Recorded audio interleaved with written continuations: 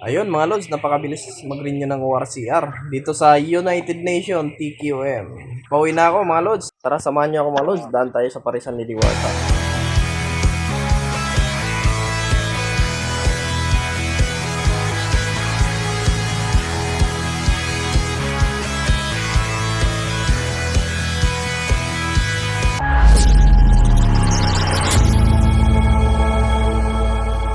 Wala na dun sa Imos, nasa ano na daw. Hindi ko alam saan sila lumipat. Kaso matagal dun, napakahaba ng sila. Alis ka ng umaga, makauwi ka ng hapon. Dito, halos wala pang isang oras. Ngayon, pauwi na ako. Medyo parang ulan na.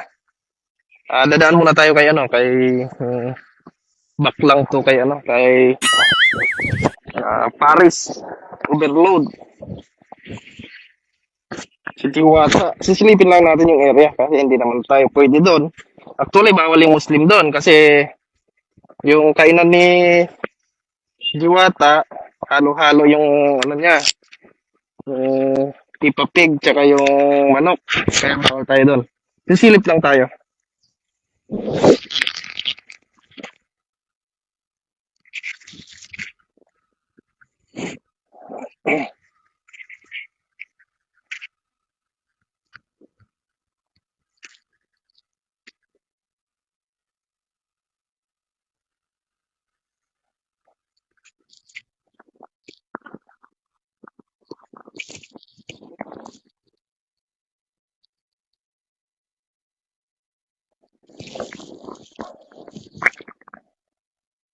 Tara, alis na natin.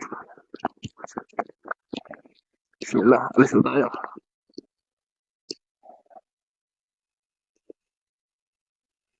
So ayun mga lods, sinubukan natin dumaan kanina sa Diwata Paris Overload. Siksikan nga talaga yung tao mga lods. Kita nyo naman.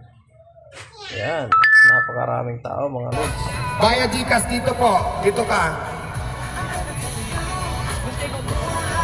Oh, yung mayroon na. Banti na ha. Banti na para mabilis tayo. Ayan, yung pwesto niya mga lods.